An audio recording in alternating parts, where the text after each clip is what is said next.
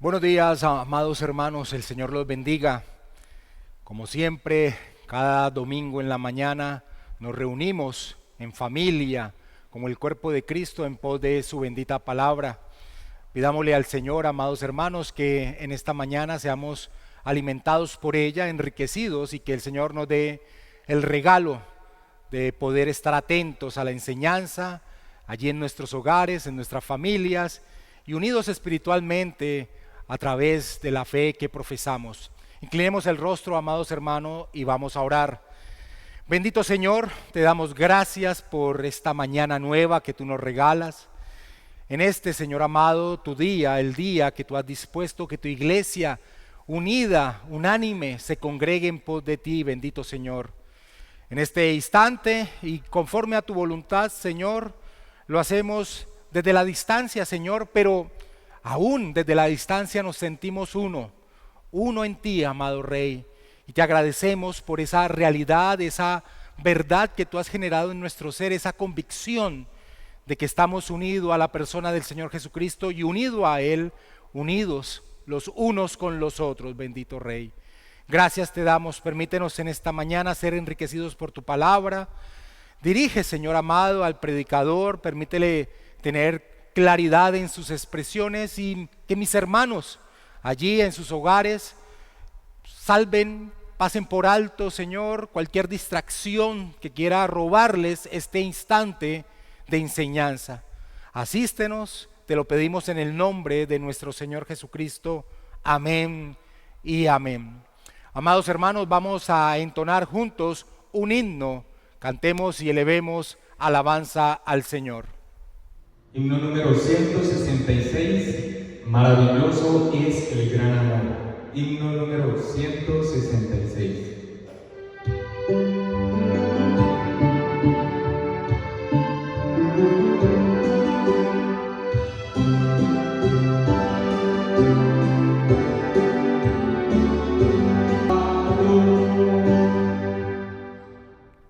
Desde hace 2 semanas venimos profundizando sobre la tesis que el apóstol Pablo propuso en torno a lo que estaba aconteciendo con el pueblo judío, en torno al rechazo que tuvieron a la provisión de Dios para la salvación, a la persona y obra de nuestro Señor Jesucristo.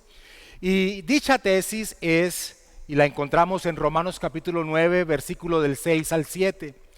No que la palabra de Dios haya fallado, porque no todos los que descienden de Israel son israelitas, ni por ser descendientes de Abraham son todos hijos.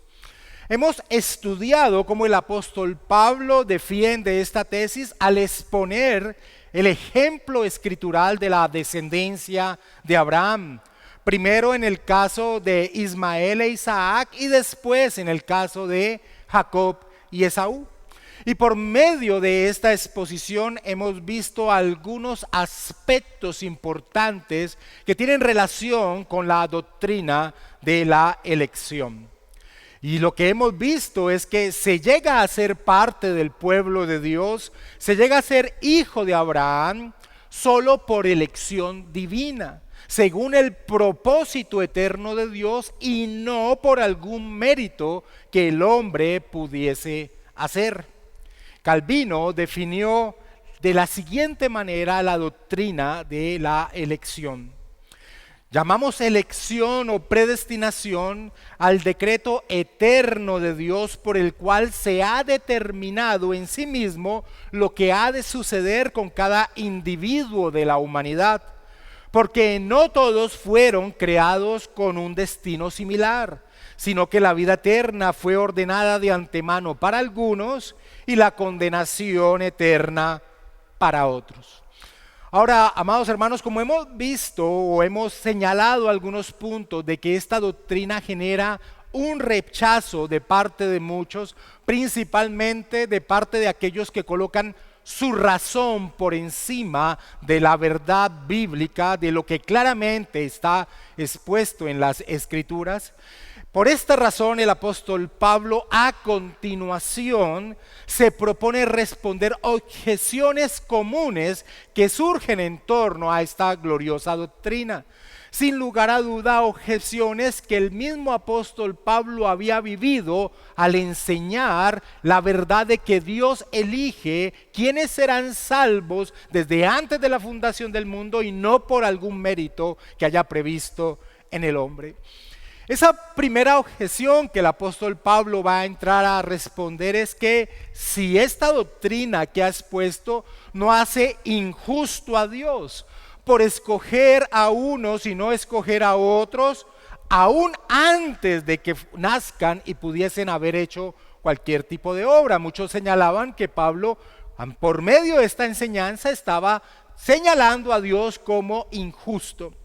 La segunda objeción que el apóstol Pablo responde en torno a la doctrina de la elección es que alguien que es parte de su pueblo, no por obras, sino porque Él en su voluntad así lo ha determinado, si se es parte de su pueblo solo por ese hecho, ¿por qué Dios sigue haciendo responsable de sus acciones a aquellos que no ha elegido?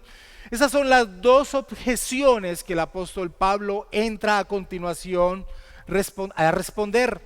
Pero antes de entrar a ver cómo el apóstol Pablo responde a estas objeciones, es importante resaltar que sin lugar a dudas lo que él ha enseñado desde el versículo 6 hasta el versículo 13 y que ya hemos tratado en las dos enseñanzas anteriores, sin lugar a dudas es la doctrina de la elección divina, tal como lo hemos expuesto. Pues si no hubiese sido así, si no hubiese sido de esa manera como algunos tratan de tergiversar la enseñanza de esos pasajes, pues nunca hubiese surgido el cuestionamiento que encontramos en el versículo 14. Leamos por favor Romanos capítulo 9, versículo 14. ¿Qué pues diremos? ¿Que hay injusticia en Dios? En ninguna manera. Como lo expresa Thomas Scheiner, la misma declaración de la pregunta también constituye evidencia de que se ha interpretado los versículos del 6 hasta el versículo 13 con precisión. Porque la cuestión de la justicia de Dios surge naturalmente si Él escoge a algunos y rechaza a otros sin tener en cuenta sus obras, termina expresando Scheiner. Si la enseñanza del apóstol Pablo hubiese sido que el hombre es elegido porque Dios previó hacia el futuro quiénes responderían con fe al mensaje del evangelio y quiénes no, y que en base con su respuesta serían entonces elegidos para salvación algunos y rechazados los otros, este cuestionamiento que está en el versículo 14 no se hubiese presentado, pues claramente aquellos que fuesen elegidos para la salvación se daría por causa de una de sus acciones, de haber depositado fe en el mensaje proclamado. Pero el cuestionamiento que surge en el versículo 14 nos muestra que claramente se ha enseñado que Dios elige no por ninguna obra que el hombre pudiese llegar a hacer. El versículo 14, una vez más lo leo, dice: ¿qué pues diremos? ¿Que hay injusticia en Dios? Y Pablo dice: en ninguna manera. Pablo, al igual que ha hecho en otras partes de esta misma epístola, utiliza la forma de escritura llamada diatriba, la cual involucra a un antagonista quien cuestiona lo que él viene enseñando. Y podríamos parafrasear este cuestionamiento de la siguiente manera: Pablo, ¿no te das cuenta que lo que enseñas señala que Dios es injusto? Injusto porque escoge a unos y desecha a otros sin aún antes haber nacido. Pablo, señalas a Dios injusto porque transgrede el pacto que ha hecho con el pueblo de Israel. Pablo, ¿no te das cuenta del gran error que estás cometiendo con tu enseñanza? Ahora, es maravilloso, amados hermanos, ver la manera en que el apóstol Pablo responde a esta objeción. El apóstol Pablo la divide en dos partes. En la primera parte, que es la que estudiaremos en esta mañana, el apóstol señala la libertad de Dios en torno a la elección. Y la segunda parte, que estudiaremos el próximo domingo, señala el propósito de la elección. Propósito que trasciende todo lo que existe. Miremos la respuesta del apóstol a la objeción al centrarse en la libertad divina en torno a la elección. Leamos por favor del versículo 14 al versículo 18. ¿Qué pues diremos? ¿Que hay injusticia en Dios? Pablo responde tajantemente: en ninguna manera. Algo así como: ni lo pienses, no te des ni siquiera la libertad en tu mente de blasfemar contemplando esta posibilidad. Eso es lo que encierra esa expresión del apóstol Pablo. Y empieza a defender con la libertad divina en torno a la elección el por qué ha dicho de ninguna manera. Versículo 15 en adelante. Pues a Moisés dice: tendré misericordia del que yo tenga misericordia y me compadeceré del que yo me compadezca. Así que no depende del que quiere ni del que corre, sino de Dios que tiene misericordia. Porque la escritura dice a Faraón: para esto mismo te he levantado, para mostrar en ti mi poder y para que mi nombre sea anunciado por toda la tierra. De manera de quien quiere tiene misericordia y al que quiere endurecer, endurece. Amados hermanos, damos gloria a Dios por la sabiduría que le dio al apóstol Pablo, quien inspirado por el Espíritu Santo responde a la objeción de que Dios es injusto, señalando la libertad de Dios de elegir a unos y señalando la libertad de no hacerlo con otros. Pues así es que divide el apóstol Pablo esta respuesta a dicha objeción. Analicémosla antes de entrar a estudiarla. En el versículo 15 y versículo 16, el apóstol Pablo señala la libertad de elegir de quiénes serán salvos, la libertad de Dios de elegir quiénes serán salvos. Leámoslos, versículo 15 y 16. Pues a Moisés dice: tendré misericordia del que yo tenga misericordia y me compadeceré del que yo me compadezca. Así que no depende del que quiere ni del que corre, sino de Dios que tiene misericordia. En el versículo 17 el apóstol Pablo señala su libertad, la libertad de Dios de no hacerlo con otras personas. Él dice: porque la escritura dice a Faraón: para esto mismo te he levantado, para mostrar en ti mi poder y para que mi nombre sea anunciado por toda la tierra. Y el versículo 18 trae la conclusión en torno a esta verdad de la libertad soberana de Dios en torno a la elección. De manera de quien quiere tiene misericordia y al que quiere endurecer, endurece. Esa es la manera en que el apóstol Pablo lógicamente ha diseñado la defensa en torno al señalamiento de injusticia de parte de Dios en torno a la elección. Debemos aprender mucho, amados hermanos, del apóstol Pablo al responder objeciones que se levantan en torno a la verdad bíblica. El apóstol Pablo no trata de matizar, no trata de suavizar la situación. Él no trata de que la doctrina cuestionada llegue a ser aceptable para los que la están objetando. Lo que hace el apóstol Pablo es reafirmar lo que ha expresado, trayendo pruebas escriturales que soportan lo que ha enseñado. Y en torno a la libertad de Dios para elegir quiénes serían su pueblo, el apóstol Pablo trae como testigo a Dios mismo. No lo que otra persona dijo acerca de Dios, sino lo que Él mismo señaló de sí mismo en torno a este aspecto de la elección. Leamos una vez más, por favor, el versículo 15 de Romanos capítulo 9.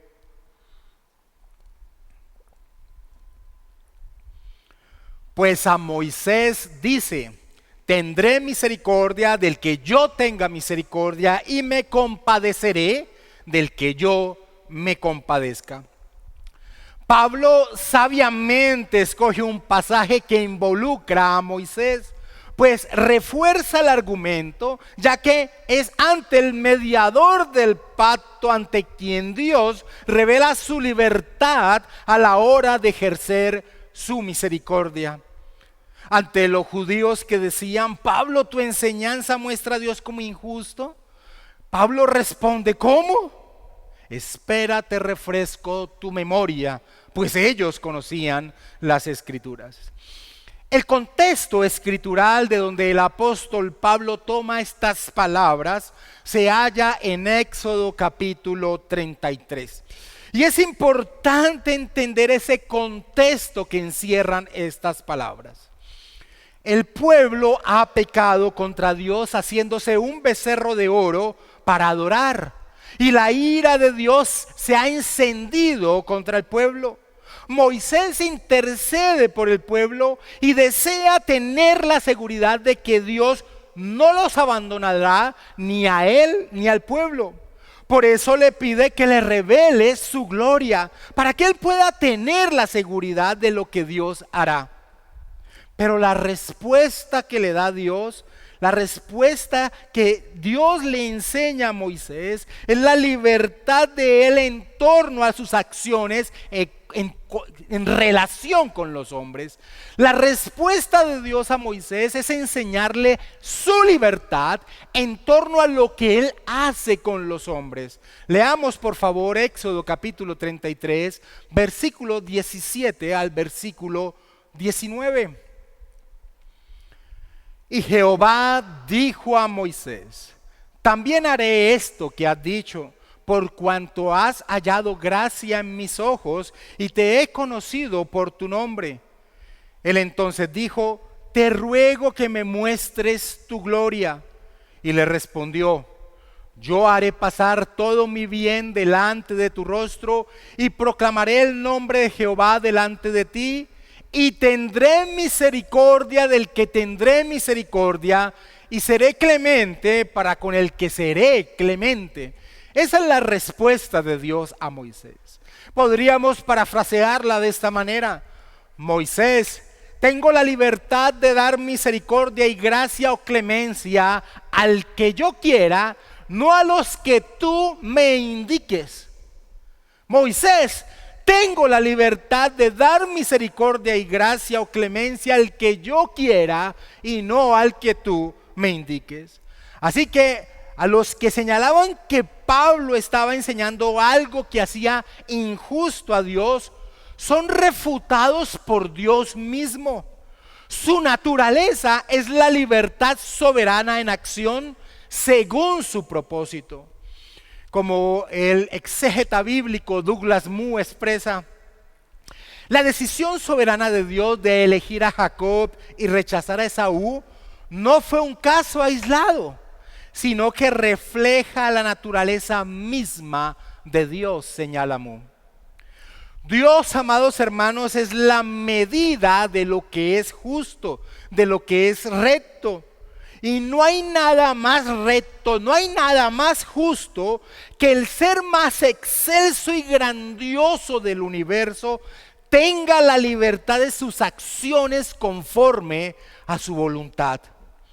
Por el contrario, sería algo injusto, terriblemente oscuro, una deformidad infinita que el creador del universo estuviese coaccionado por aquello que creó. Como lo expresa Thomas Trainer, Dios es justo porque está comprometido a proclamar su nombre y a anunciar su gloria, mostrando bondad, gracia y misericordia a la gente como Él quiera. La justicia de Dios se defiende pues apelando a su libertad y soberanía, como creador, termina señalando Trainer. Por eso, amados hermanos, el apóstol Pablo señala la conclusión lógica de esta libertad divina en torno a la elección en el versículo 16. Así que no depende del que quiere ni del que corre, sino de Dios que tiene misericordia. Y amados hermanos, lo que el apóstol Pablo expresa en el versículo 16 en torno a esa conclusión de la libertad divina de elegir a quién dispensará misericordia, eso que dice el versículo 16 con el querer y el hacer de una forma u otra, señala todo lo que abarca la capacidad humana. En ningún sentido interviene en torno a la libertad soberana de Dios de elegir quiénes serán salvos algún tipo de capacidad humana en torno a esa elección. No es del ni que quiere, del deseo, ni del que corre, el que hace. No depende de ello, no depende de nada del hombre, sino de Dios que tiene misericordia. Amados hermanos, si fuese justicia el actuar de Dios en relación con el hombre, en torno a su salvación, nadie sería escogido, nadie sería salvo, toda la humanidad perecería eternamente a la condenación eterna. Si el tema en torno a quienes serían salvos sería la justicia, cosa que están señalando aquellos que ponen esta refutación a lo que el apóstol Pablo está enseñando, si fuese ese el tema, nadie sería salvo. Pero es misericordia lo que Pablo expone en torno a la elección de aquellos que son salvos.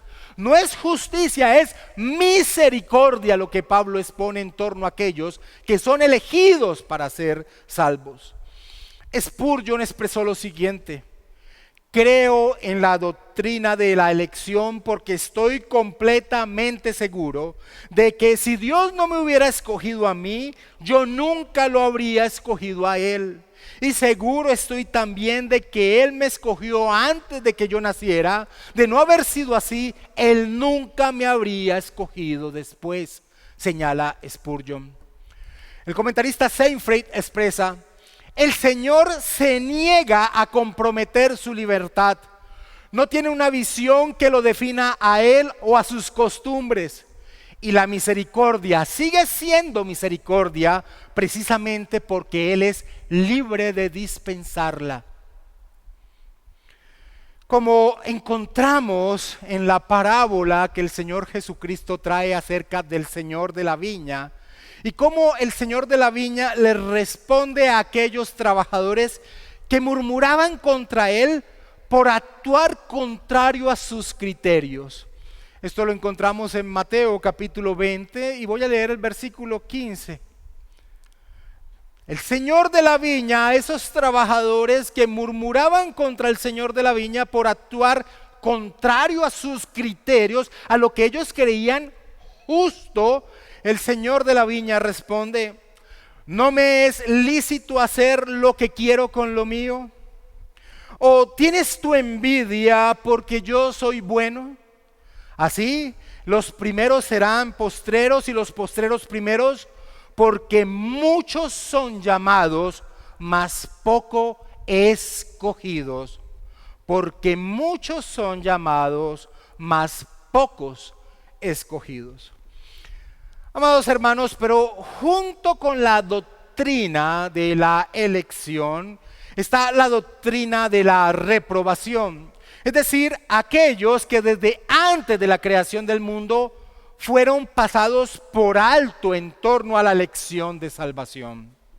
El apóstol Pablo no elude exponer la libertad de Dios en torno a la reprobación de aquellos que no fueron elegidos. El versículo 17 es otra prueba escritural que el apóstol trae en torno al cuestionamiento que surge en el versículo 14. El versículo 17 no trata de dar algún tipo de complemento o respuesta de lo que ha dicho en el versículo 15 y 16, sino que principalmente es otro punto en torno al cuestionamiento que ha surgido en el versículo 14. Leamos una vez más el versículo 14. ¿Qué pues diremos? ¿Que hay injusticia en Dios? En ninguna manera. Y el cuestionamiento también involucraría lo siguiente: Pablo, ¿qué de aquellos que Dios no eligió? aquellos que pasó por alto aún antes que naciesen, como tú expresas. No habían hecho nada bueno ni nada malo, y aún así fueron pasados por alto. Pablo, lo que tú enseñas hace injusto a Dios. Pablo no elude este cuestionamiento, ni lo matiza ni lo suaviza.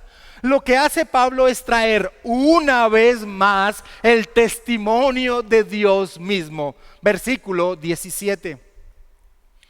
Porque la Escritura dice a Faraón: para esto mismo te he levantado, para mostrar en ti mi poder y para que mi nombre sea anunciado por toda la tierra. Antes de entrar a ver el contexto de este pasaje que Pablo referencia, debemos preguntarnos, ¿por qué Pablo expresa porque la Escritura dice a Faraón? ¿Por qué no más bien el apóstol Pablo dice porque Dios dijo a Faraón? ¿Por qué se expresa de esa manera? La respuesta es que el apóstol Pablo quiere resaltar que toda la Escritura que los judíos veneraban es la palabra de Dios. Si la Escritura lo enseña, no son los hombres que la escribieron quienes están dando su opinión, es Dios quien está revelando al hombre la verdad. Y toda ella, toda la Escritura que los judíos veneraban, sin dudas, resaltaban la soberanía de Dios en torno a cada acontecimiento del universo. Por ejemplo, ellos conocían el libro de los Proverbios y allí está señalado: todas las cosas ha hecho Jehová para sí mismo, y aún al impío para el día malo. También conocían a los profetas, y en el libro de Amós encontramos: ¿se tocará la trompeta en la ciudad y no se alborotará el pueblo? ¿Habrá algún mal en la ciudad del cual Jehová no haya hecho? Así que, mis hermanos, esa intención del apóstol Pablo de decir porque la Escritura dice, tiene la fuerza de la intención del apóstol Pablo de resaltar que toda la Escritura es la bendita palabra del Señor, y ella enseña este principio que el apóstol Pablo va a entrar a exponer en torno a la reprobación, aquellos que no fueron elegidos. El contexto del pasaje que el apóstol Pablo referencia se encuentra en Éxodo capítulo 9. El sexto encuentro de Moisés con el faraón. Dios, por medio de Moisés, ordena a Faraón que éste deje ir al pueblo a servirle. Pero el obstinado faraón, a pesar de las grandes plagas, de los grandes castigos que ha recibido, se niega a dejar ir al pueblo. Entonces Dios, por medio de Moisés, le dice a Faraón, vayamos por favor a Éxodo capítulo 9, versículo 14 al 16.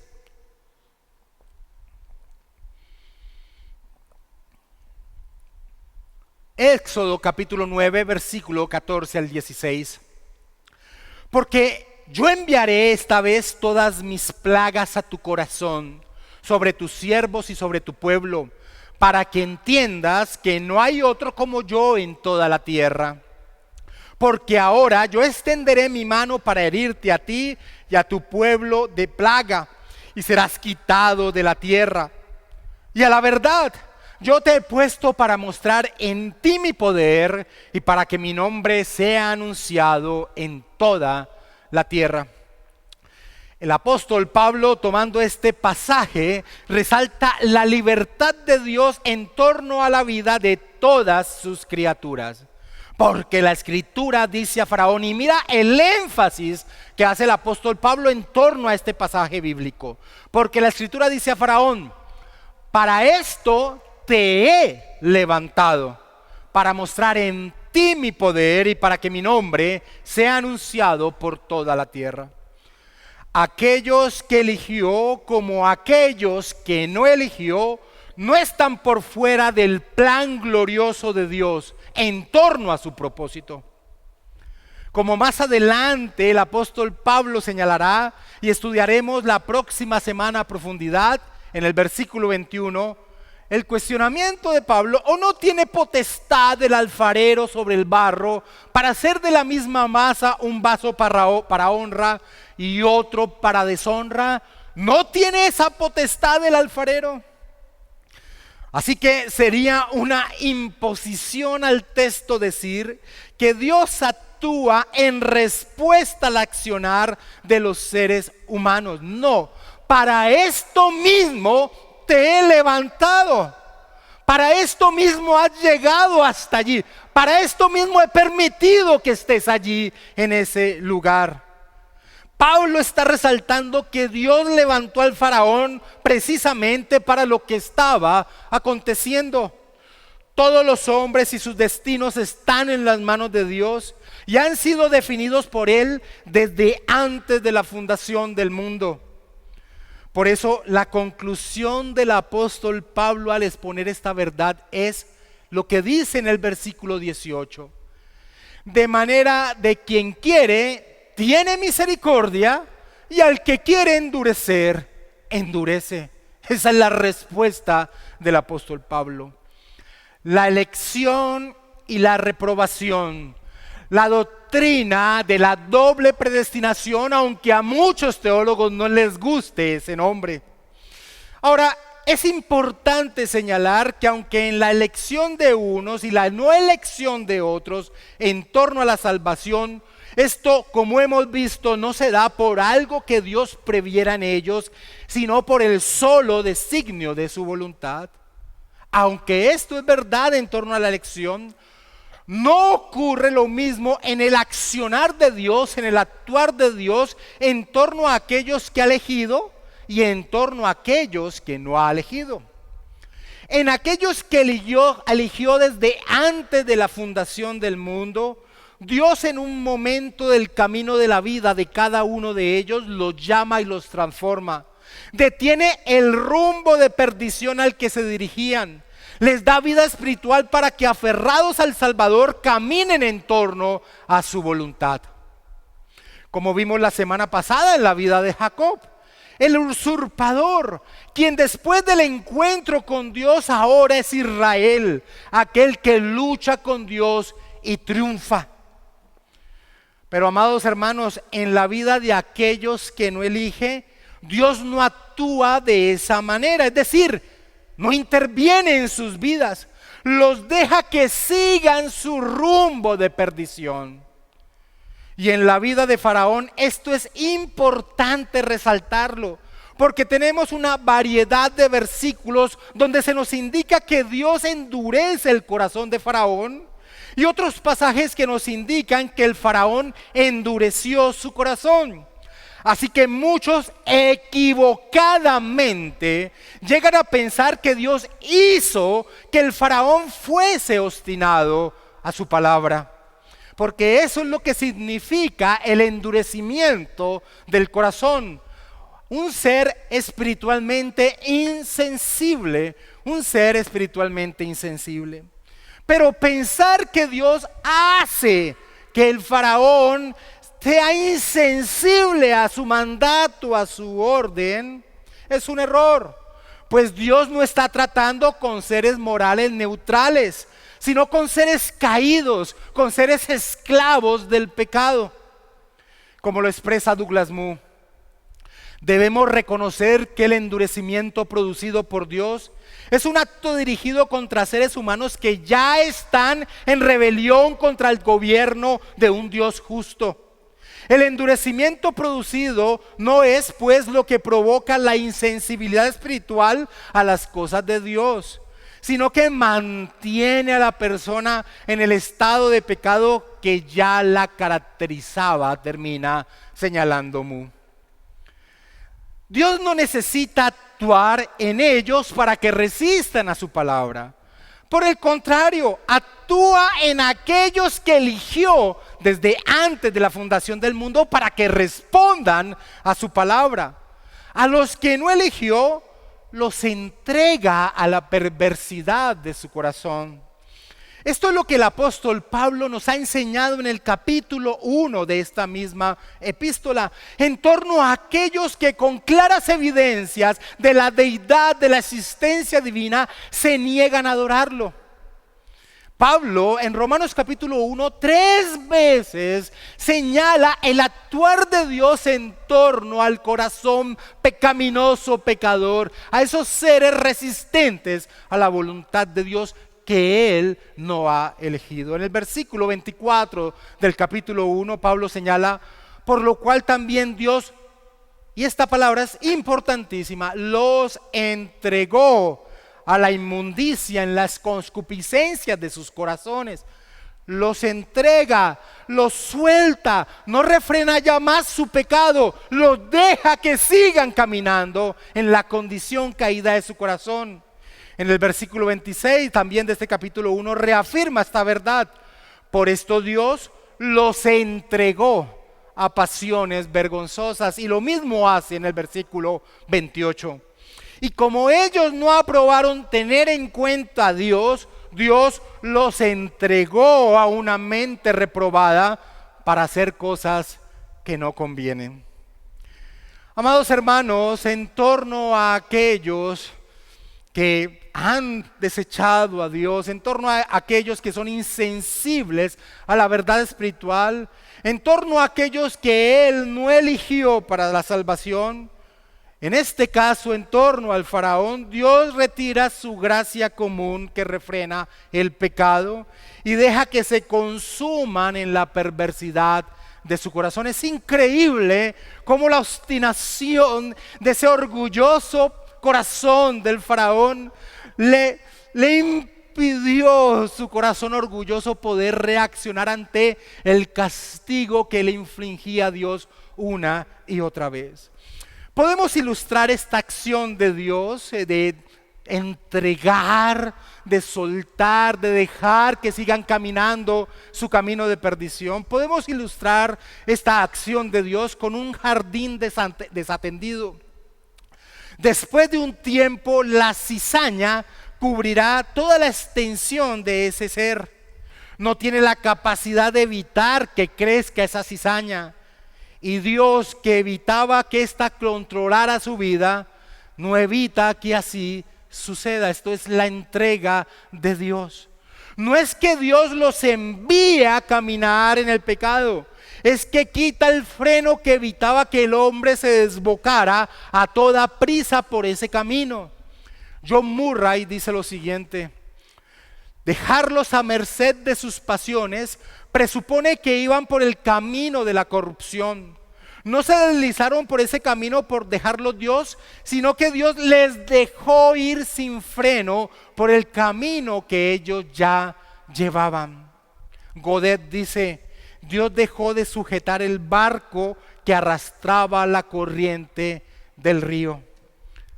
Cuando la Escritura, cuando el apóstol Pablo señala, Dios levanta a Faraón, o para esto mismo te he levantado, es decir, que este hombre llegó a esa posición porque así lo permitió. Soltarlo, entregarlo, es que ese orgulloso corazón siguiese su curso natural hasta llevarlo a la perdición. Es en ese sentido la expresión de endurecer.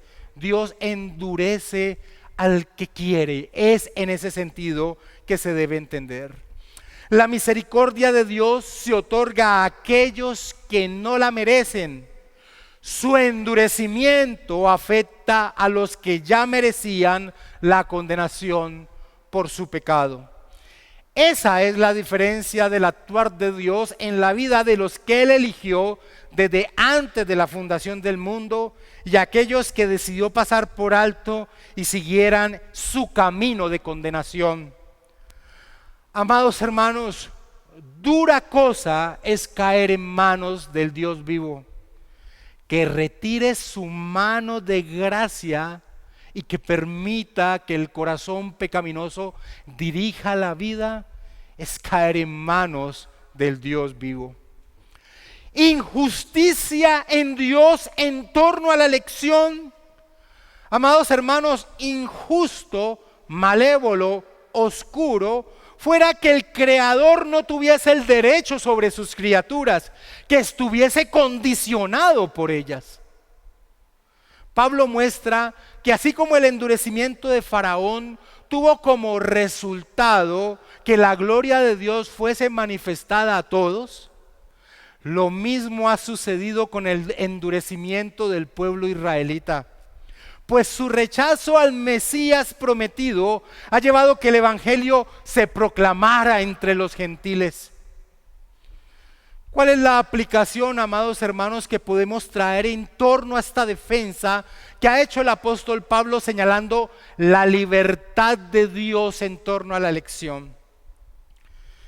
Antes de dar la aplicación, déjame traerte estas palabras de Calvino. Sí, entonces no podemos determinar la razón por la cual Él concede misericordia a los suyos, a menos que así lo desee.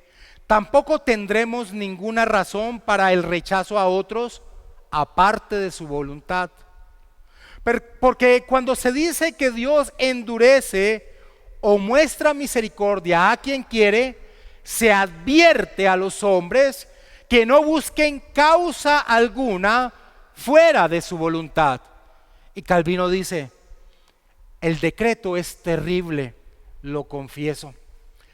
Pero cuando Calvino dice, el decreto es terrible, lo confieso, está señalando el temor de Dios al entender esta verdad soberana de su libertad de elección.